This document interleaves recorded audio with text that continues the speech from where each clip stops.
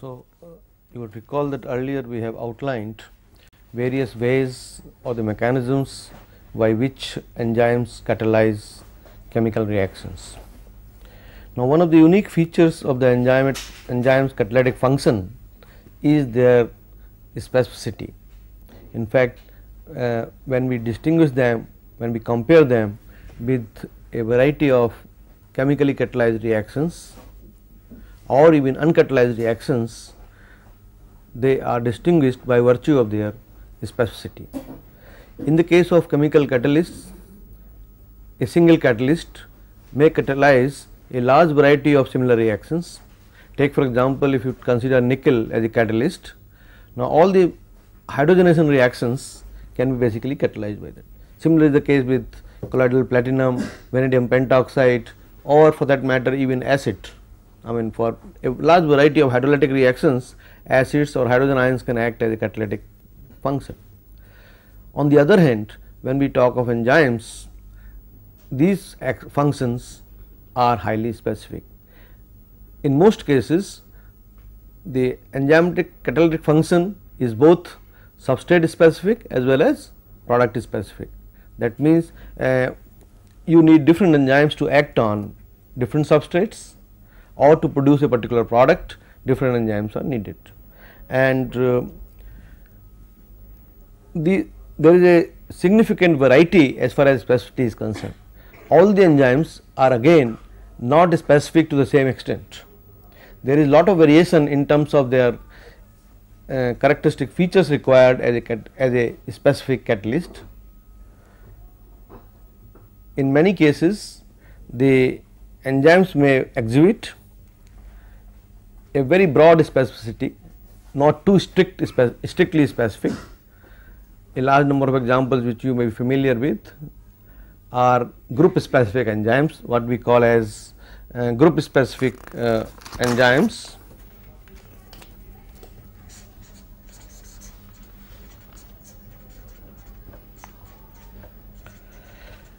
You can think of a characteristic example of these kind of enzymes as hexokinase.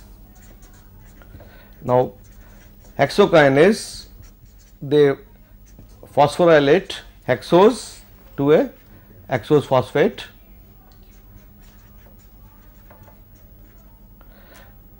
through, of course, involvement of ATP,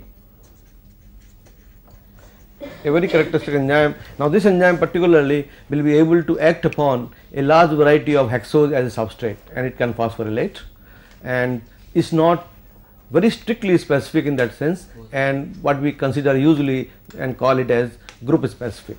That means, it is involved in the transfer of a phosphoryl group from ATP to a given range of substrate. Similarly, even in the case of alcohol and alcohol dehydrogenase, which can also again involve NAD,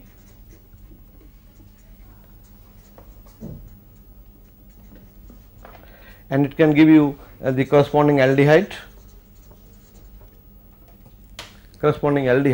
Another example of a group specific enzyme, whereby a variety of alcohols, particularly primary alcohols, are oxidized to their corresponding aldehyde, involving NADH system as a cofactor. So, now these enzymes are often, you will also appreciate, they are often involved in many of the constitutive functions of a living cell, where the cell wants a very broad specificity, and that is why the nature has evolved these group specific enzymes. There are certain enzymes which are highly specific, which exhibit absolute specificity.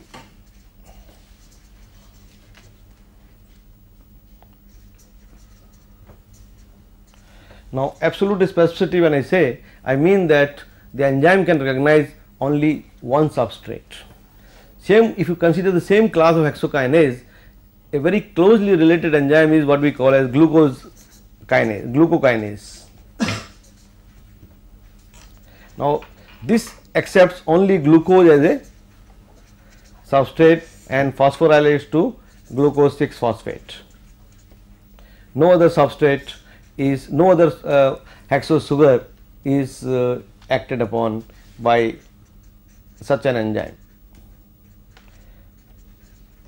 So, they show absolute specificity, and the largest probably or the most absolute specificity you can look at even in terms of an enzyme with which some of you may be familiar is like oxidation of beta D glucose to gluconolactone by glucose oxidase, a fungal enzyme which is produced by Aspergillus niger. Now, this acts on not only on D glucose, but it accepts only beta D glucose, and alpha D glucose is just not accepted. If you consider alpha D glucose,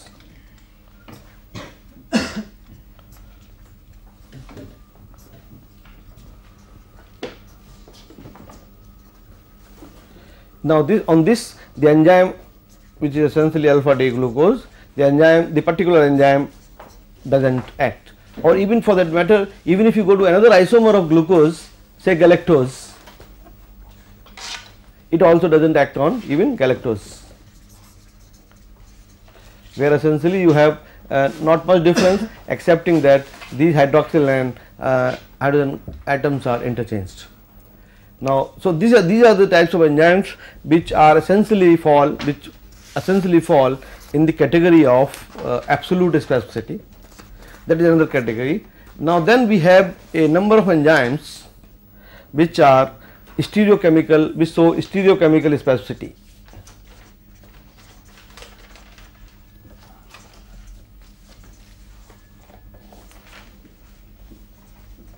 That means they recognize the arrangement of atoms at a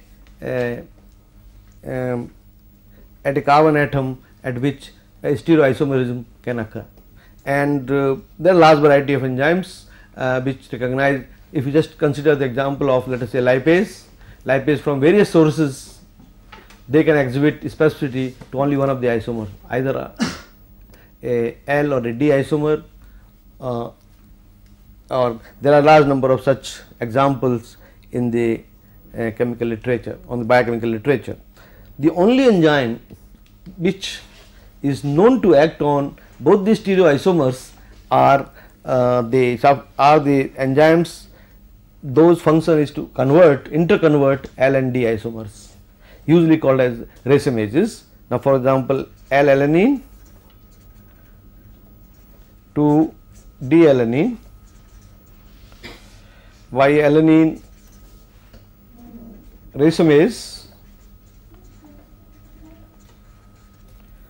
can act on either side of the reaction. It is a reversible reaction, and therefore, it can act on both on L-alanine as well as D-alanine. This is only one classical example where an enzyme can act on both stereoisomers. Otherwise, most of the enzymes will exhibit stereochemical specificity, and if there is a asymmetric carbon atom, it will only accept one of the isomers and not the other. Now, even the stereochemical specificity can extend to the level that enzyme acting on a non-symmetric molecule and producing one of the isomers as a product. The typical example is your glycerol kinase. Now, glycerol essentially, as you know, CH2OH, CHOH, CH2OH, it is a non-asymmetric product. The carbon atom both are in the CH2OH, they are identical, and but when it acts on the glycerol molecule, it produces L-glycerol 3-phosphate. That means the enzyme transfers again with the action of ATP to ADP.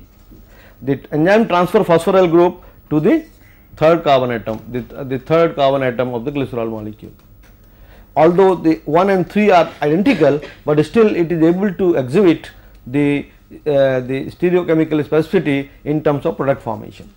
So, basically, I mean, what we must appreciate is that the variety of specificity that can occur in the case of enzymatic reaction can be very loosely specific in terms of group specific enzymes, absolute specificity with respect to a single substrate. It can be stereochemically specific with respect to substrate or with respect to product, and therefore, the enzymes or in summary one can consider that enzyme will exhibit the specificity both with respect to substrate as well as with respect to product. So, in the case of glycerol, when both the CH2OH groups are same, how do we know on which one has it acted? Like it is a symmetric molecule. Right. It is as I explained earlier, the glycerol molecule is a symmetric molecule. There is no asymmetry in this, but the enzyme glycerol kinase acts only on the. So, how do we know that it is the third or the first? That you can analyze. You can analyze the product and see where the phosphoryl group has gone.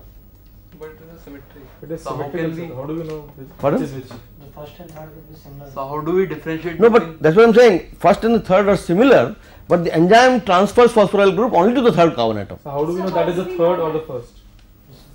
How do we know that that particular carbon to which the phosphoryl group has been transferred is the third? No, that will depend. Now, if you just consider, let us say a kind of a structural sort of conformation of your glycerol. Now, this is, for example, is the now it will act upon your this is 1, 2, sorry 1, 2 and 3, and this acts only on the 1/3 which is on the left hand side, because that will be exhibited by the planar, because you see we are expressing here our conformation on a planar diagram. When you look at a 3-dimensional space, in the 3-dimensional space the 1 and 3 will not be in the same plane. So, essentially the what I was suggesting was that the specificity can have a very large variety, and again one must also appreciate that the specificity of these enzymes in terms of their catalytic action is again attributed to the active sites, as we also saw in the last lecture, where the catalytic function was studied, understood that the catalytic function of the enzymes is made responsible through the role played by active site. Even the specificity also is a result of the conformation of active site. Essentially, we also saw that the active site will consider the binding process, that means certain functional groups on the substrate will bind to certain binding sites onto in the active site, and the active site will also have certain catalytic sites which will interact with the functional residues on the substrate molecule, which have to undergo change, the bonds that have to be broken. So, basically the active site must be considered as consisting of two different parts, the binding sites and the functional site. That is one major understanding which we need to. Another factor of stereospecificity is that prediction of stereospecificity by any ground rule is difficult. We are only able to know the specificity only while we measure or while we determine the amount of product formed on a particular substrate. You cannot predict that, say for example, in the case of a chemical reaction to take place, you have delta G value, the free energy change of the reaction, which will give you an idea whether the reaction will take place in the forward direction or reverse direction, or there will be equilibrium established. But in the case of stereospecificity, in the case of specificity of enzyme action, the only way to understand the specificity is that we monitor the product formed on the substrate, and then we can say yes, this is specific to this substrate. Otherwise, and of course, once we find specificity, then you can propose hypothesis or mechanisms by which the stereospecificity can be explained. But there are no other thermodynamic or kinetic interpretations which can be applied to the specificity. That is another feature. Now, to look at some of the critical understanding of the basis for the specificity, as I mentioned that one of the most interesting feature of enzyme specificity is their stereochemical specificity, which probably demands, because when there is a single molecule, the functional groups are different. Active sites also may have different functional groups to bind them, and the specificity can be understood. But to understand the stereochemical specificity, that how enzyme is able to identify the two different stereoisomers, the minimum requirements on the function of an active site was proposed by Ogston sometime in 1948, as early as 1948, and he proposed that at least there must be three sites of different points of interaction on a active site. That means the enzyme active site, if you consider the bottom one is the whole enzyme molecule and the dotted lines represent the active site, and you will recall that I must again remind you that this is not a planar site, it is a three-dimensional structure on the surface of the molecule, enzyme molecule, and essentially not that all the amino acids involved are on these active sites are located in proximity in the amino acid chain. They have been brought in proximity by folding of the enzyme protein, and therefore now if you consider that, let us say a substrate has to undergo reaction which has three functional groups represented by R dash, R double prime, R triple prime. At least it is understood as proposed by Ogston that the enzyme active site also must have at least three different functional residues on the active site which can interact with the substrate molecule. So these are binding sites, or no? Now these three interacting sites, let us consider they are the interaction sites. Minimum two of them must be binding sites. Out of the three, at least two on which the substrate molecule can bind to the active site and put the substrate in an orientation, in a very fixed orientation, because at 2 points you are holding the enzyme molecule bound to the substrate in such a way, this binding has to be oriented in such a way that the third functional group on the substrate which has to undergo reaction is brought in vicinity of the catalytic site. That is one minimum requirement for explaining the specificity of enzyme action, that there must be minimum three sites which interact between the enzyme and the substrate.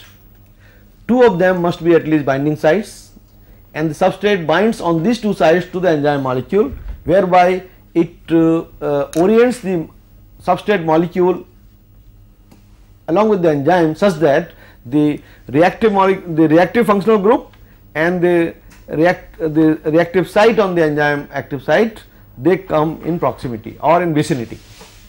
And then of course the various mechanisms that we discussed, by which it could be a strain on the bond, it could be the entropic factors, and it could be various covalent interactions or electrostatic interactions, they might play a role to carry out the catalysis.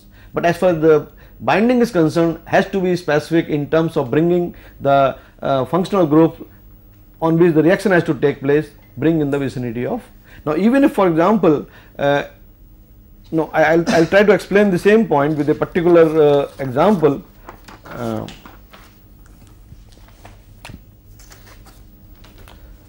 Take the example of oxidation of a D amino acid using D amino acid oxidase, where you have this amino group undergoes reaction.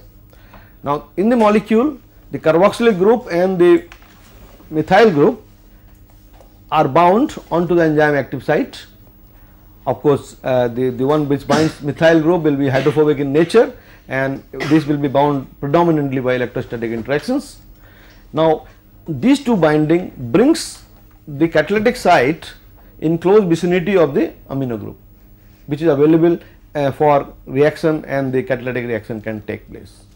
Now even if now consider the other way, now for this enzyme, even if we say that now this is your D amino acid, now you consider L amino acid, corresponding L amino acid, on which the location of H and amino group will be different. Even if the binding takes place, this amino group cannot come in the vicinity of catalytic site, cannot really approach to catalytic site, and no reaction can occur, absolutely. and that is why the concept of 3 interacting sites fairly explains the position of enzymes catalytic action as far as their specificity with respect to stereoisomers is concerned. Now, of course, the situation in the case of different substrates which can have different functional groups can be much simpler, because the active catalytic sites, the binding sites will bind 2 of the functional groups. The third functional group, which has to undergo reaction, will be only recognized by the catalytic site, and no other functional group will be recognized, and so reaction cannot take place. Now, one of the very early understanding, I mean, this is one of the, I mean, a bit of surprising feature, that as early as 1890, Oxton proposed such a mechanism which puts a limit, just like in the case of rate of a reaction, we have a thermodynamic limit, that if there is a reversible reaction, these are the kind of limits put. Equilibrium constant will be achieved at this point. Similarly, Oxton proposed a limit that minimum there must be 3 points of interaction. Of course, in case of very hardcore specific enzymes, the point of interaction can be more than 3 also. There can be more, I mean, instead of 2 binding sites, there can be 3 binding sites also. That depends on the requirement for the enzyme. Now, as early as in 1890, the Fischer proposed lock and key hypothesis, which explained the enzyme specificity. Of course, you must appreciate that this explanation of the specificity was purely based on certain observations and analysis of the situation, mostly mental and not analytical, because not many analytical facilities were available. And what he suggested was that the enzyme active site and the substrate have a conformation which is analogous to lock and the key. That means the slots on the key are exactly fitting to the site at which it has to interact with the lock. They are exactly fitting, and that is what here, as I have shown, you have the active site which has the sites on which the binding groups available on the substrate. Now, this portion shows the substrate which is analogous to the key. This is the active site is analogous to the lock. Now, the binding sites on the substrate, they exactly come in proximity or bind to the binding sites on the active site of the enzyme molecule, and similarly the reactive group on the substrate again also comes in contact with 2 catalytic sites on the, and then once the reacting group gets entangled with the reaction sites on the active site, the binding is complete and it can exhibit the catalytic function to take place. Now, that was the understanding, and they also very clearly understood at that time that both substrate as well as active site on the enzyme molecule are rigid structures. I mean, there is no question of change. If they are rigid in nature, they have, just like a lock and key, there is no flexibility. If there is slight modification either in the conformation of the key, it will not fit to the lock, and thereby the reactions will not occur. So, is this true only for a macro fit? Yes, in fact, the Fischer's lock and key arrangement, as I mentioned earlier, that this was not based on any of the analytical probes. It was only a conceptual explanation given, because at that time one thing we must appreciate, that not a very large number of enzyme reactions were understood. Even stereospecificity was not very clearly understood. It was mostly some very common reactions like hydrolysis of sucrose to glucose and fructose. Most of the hydrolytic reactions were understood, and this mechanism proposed only such a macro understanding that the substrate and the enzyme are rigid conformations which are complementary to each other and which fit in very strictly. And for example, I mean, probably at the time of Fischer's and lock and key mechanisms, the most understood enzymatic reaction was hydrolysis of sucrose. by invertase to glucose and fructose, and obviously they would look into variety of other sugars like lactose on which the enzyme would not act, and so they could distinguish between the conformation of the substrate molecule, and obviously much detailed information, but still the surprising thing is that even that concept is not totally invalid today. In many cases it can still explain the whole theory or whole requirements of specificity. Then came, I think, the number of other developments, and particularly the developments with respect to the availability of analytical data on enzyme substrate binding. People were able to make enzyme substrate complexes, their analogues, analyze them by NMR or EPR or variety of analytical physical tools, and they could see, they found that when the enzyme substrate do bind, the there is a significant change in the conformation. It remains, the conformation is neither the same what was available in the case of enzyme molecule. So there is something going on, and keeping those data in view, the Coastland proposed a hypothesis as late as in 1958, that what we understand today as Coastland's induced fit model. Now his proposal was a slight modification of the lock and key arrangement.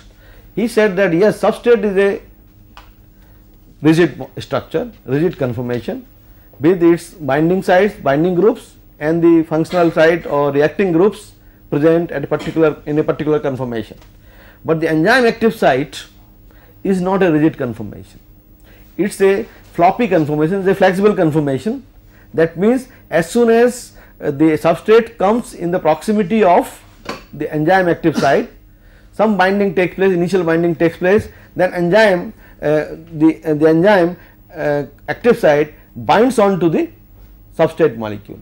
It just encloses, for example, this is a functional group, this is let us say a substrate, the enzyme active site just comes, as soon as it comes proximity to it, it wraps around the substrate molecule, and therefore the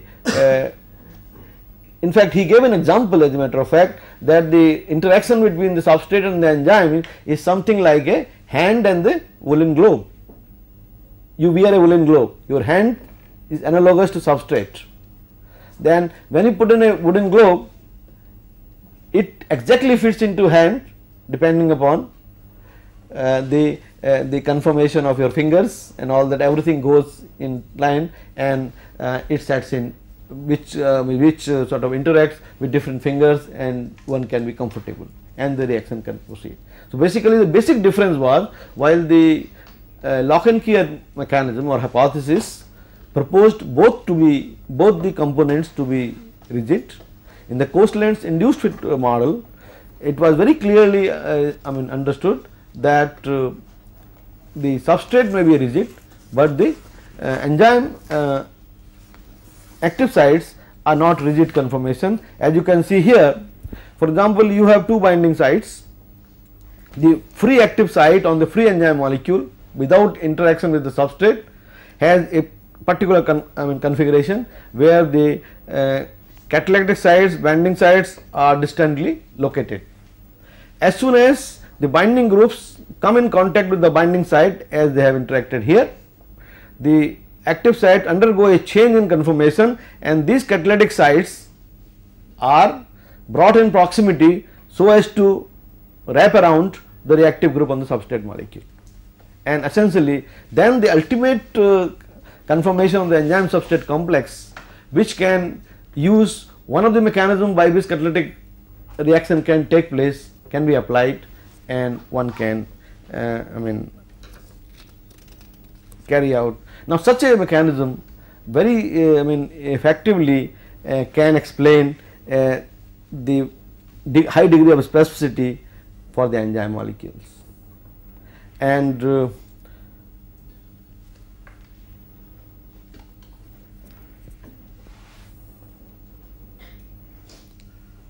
now in that case in the case of induced fit hypothesis, one can also appreciate that certain reactions, for example, even if there are certain contaminants in the reaction mixture which are very similar to nature in terms of their conformation to the actual substrate, they will also not be able to interact. For example, in the case of a lock and key mechanism, if there are molecules which are very similar in conformation, they might be able to partly come into interplay with the catalytic site and influence the reaction. Whereas in the case of the induced fit mechanism, once the enzyme active site is totally wrapped around the substrate, now the reaction sites are not at all available for any other contaminant, and therefore there is no chance of any other contaminant present in the substrate molecule to be able to interact with the enzyme molecule. Now, induced fit, one of the most typical example of enzyme catalyzed reaction which led or which was responsible to sort of elucidate the induced fit model was the hexose kinase. I mean, as I mentioned earlier, the phosphorylation of dihexose at the expense of ATP to hexose 6 phosphate, and now in the absence of hexose, the ATP is hydrolyzed extremely slowly, because ATP can hydrolyze a spontaneous reaction. Hydrolysis of ATP is a spontaneous reaction, but in the absence of hexose, it will hydrolyze only very slowly. When the hexose is present in the proximity of the substrate, in the proximity of the enzyme will bring both hexose and ATP along with the binding sites, and then it can flop around the two molecules, and the reaction can take place at a very fast speed. In fact, the induced fit mechanism can also explain very clearly the bimolecular reactions, in fact which was difficult to understand as far as the lock and key arrangement was. Lock and key arrangement was very easily able to explain the unimolecular reactions, but in the case of where two substrates are involved, as in the case of hexose and hexose phosphorylation, the role of hexose and ATP both participating at the binding site and for the reaction to occur could be explained using induced fit mechanism. Now, if you consider all the three explanations that we have considered today, like Ogston's 3-site interaction model, lock and key mechanism of Fischer, or induced fit hypothesis of Coastland, while they talk about the specificity, but they do not link specificity by any means to the catalytic function, because that means they consider specificity totally in isolation. They only say that yes, after the all these interactions have taken place, some of the reaction mechanisms responsible for catalytic function will take place and the reaction is catalyzed. None of them is able to provide a suitable explanation for the catalytic function. Now, as a matter of fact, we also know, when we discussed our the various ways in which the enzymes are able to catalyze reactions, we also understood that binding of the enzyme to the substrate was a very important feature in the acceleration of the reaction rate, and of course, binding of the substrate to the enzyme involves some expenditure of energy. There is a binding energy involved in it, which ultimately gives you an advantage in reduction in activation energy, of course, but there is initial energy. Now, it is also presumed that this binding energy is not totally a wasteful energy for the enzyme reactions. A part of this binding energy also contributes to specificity, and therefore, if you look at the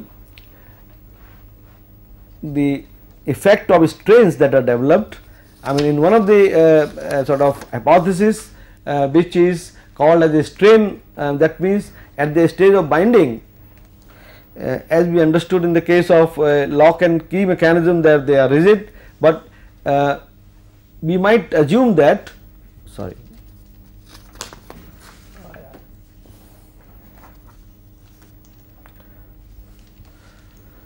we might assume that the active site is almost complementary. Active site is almost complementary to the substrate molecule, but is not exactly complementary. I mean, a situation which is slightly closer to lock and key mechanism, not absolutely in absolute terms, that they are complementary, but they are not exactly complementary, and therefore the binding when the substrate and the enzyme active sites are brought in proximity and the binding takes place between the substrate and the enzyme active site, it brings in a strain. You see that the active site here, unlike the lock and key mechanism, is not exactly complementary.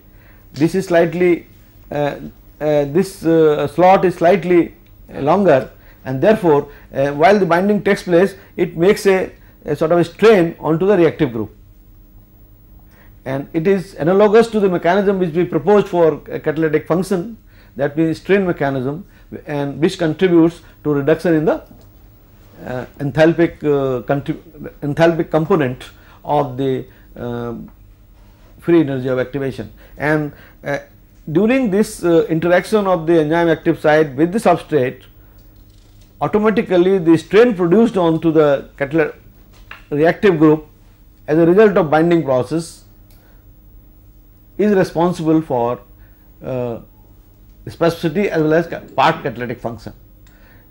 This strain developed may contribute towards the reduction in activation energy, but it is a result of binding process, and this binding process essentially brings in specificity, and the nature of the binding sites or the active site on the enzyme molecule is slightly complementary or of the similar type, but not exactly complementary, and a complementarity comes only after binding has taken place, which results in the distortion of the reacting group, and then the complementary comes in. So, that is called the strain effect. Strain effect, which also can be consumed, which can take into account both catalytic function as well as specificity. So, where is it taking into account the catalytic function, reduction in the enthalpy? Yeah, in the strain effects, as we discussed in the time of when we were talking about the ways in which the enzyme reduces energy of activation, the strain on the reacting group was one of the mechanisms. So, here because the active site is not exactly complementary, it forces after the substrate approaches the binding sites, it forces the reacting groups to develop a strain, so as to sort of bring in complementary to the catalytic sites, and then only these catalytic sites can combine. Otherwise, see, for example, if it was totally complementary without this strain, then the reacting group will come down somewhere here and no reaction can take place. Only when a strain is developed, the reaction takes place, and the reaction takes place with a suitable degree of specificity introduced into it. So that means strain developed is due to the catalytic function.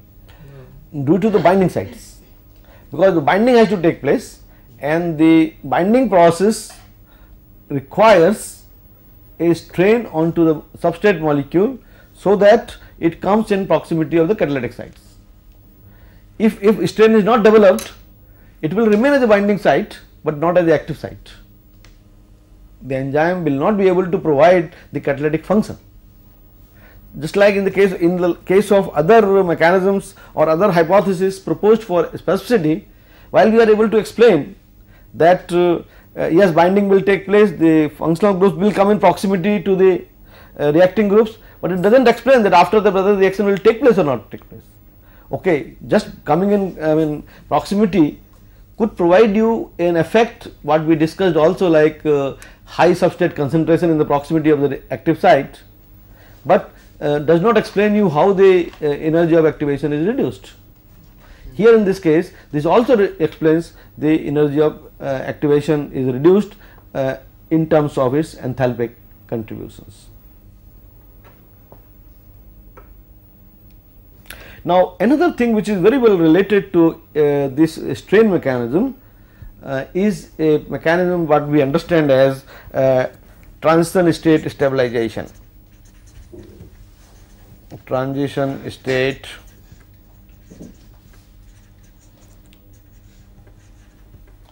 stabilization. Now, here in the case of, the effect is almost similar, very similar to what we call a strain effect, but what is understood is that while the substrate enzyme binding takes place at the active site, there are still some unfavorable interactions at the active site with the substrate. That means, the enzyme and the substrate molecule in the vicinity of the active site is still not very comfortable in terms of its interactions. There are many other unfavorable interactions available at the active site, and therefore, the role of the enzyme is also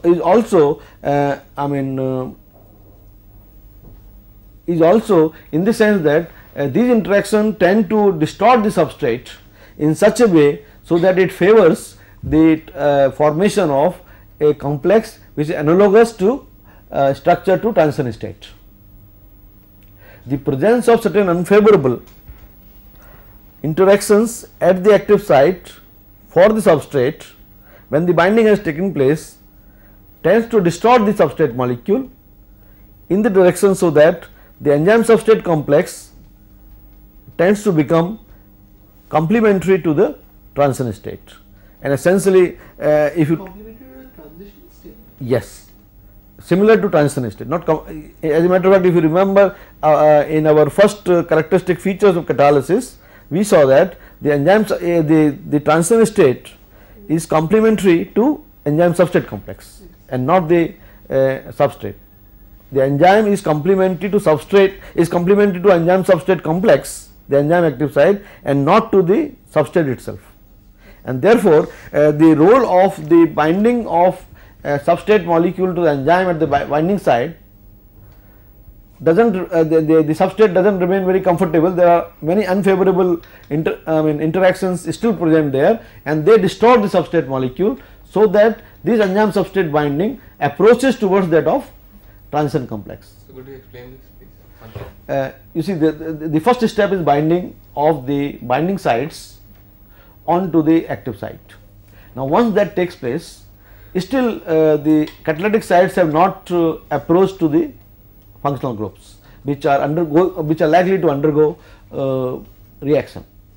But in addition to the binding sites, there are many unfavorable interactions present between the substrate and the active site, because active site, although we are considering, let us say 3 different functional groups, but in addition to that, on the active site there will be many more amino acid residues which will have in the proximity, and they might provide some kind of unfavorable interactions. Now, these interactions tend to distort the substrate, and this distortion of the substrate is favored towards reaching to the transition state.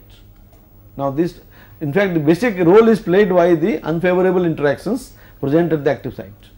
Now, in another way, it is basically to say same thing in a way that you are developing a strain onto the substrate molecule, so that the substrate molecule reacting groups are coming in proximity to the catalytic site. But what in this hypothesis of the transition state stabilization, what is stated is that the unfavorable interactions available at the active site for the substrate favors the distortion of the substrate in such a way that the enzyme substrate the final enzyme substrate complex approaches in structure to that of transition state. So, basically the energy required for transition state to reach a transition state is already reduced, because partly you have already taken up that path. That is what happens in strain development also. Part of the energy required for energy of activation is already met by strain onto the substrate molecule.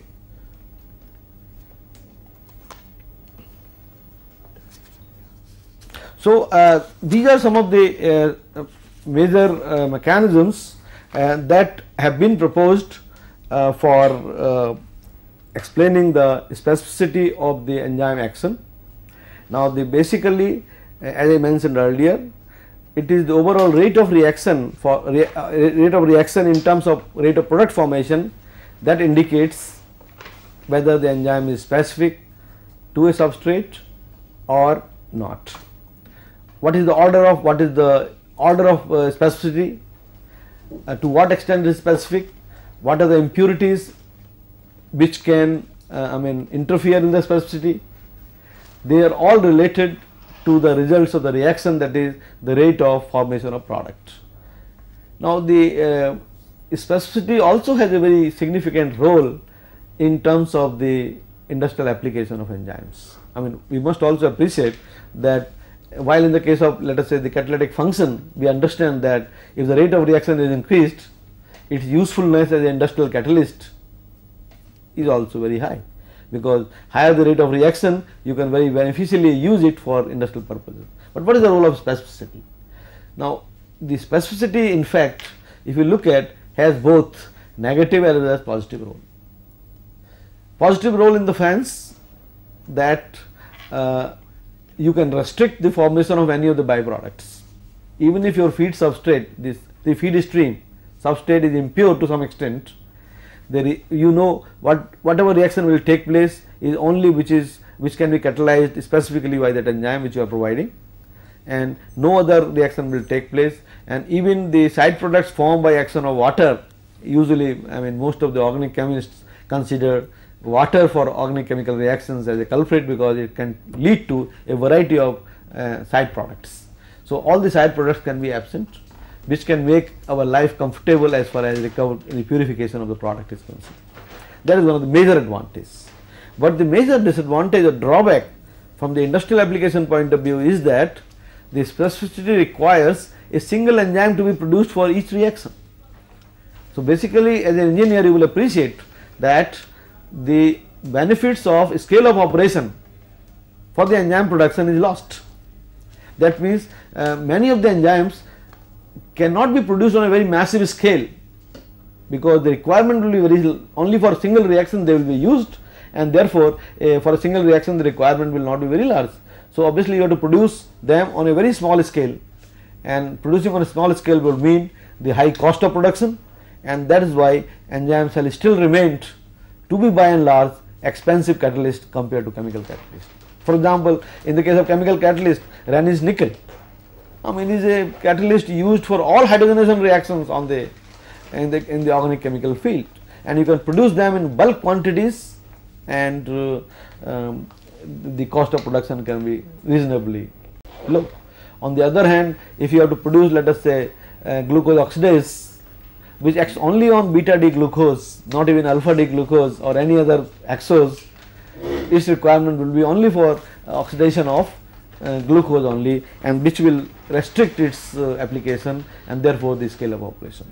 So, essentially the specificity must be looked at from both the angle, and it is in fact in many cases today people are applying the developments in molecular biology, particularly in sense of protein engineering, to modify the substrate specificity. Both wherever we want the absence of side products to make it more specific, as well as where we want broad specificity, so that the same enzyme can be applied to a large variety of substrates, we are trying to broaden the specificity through protein engineering method.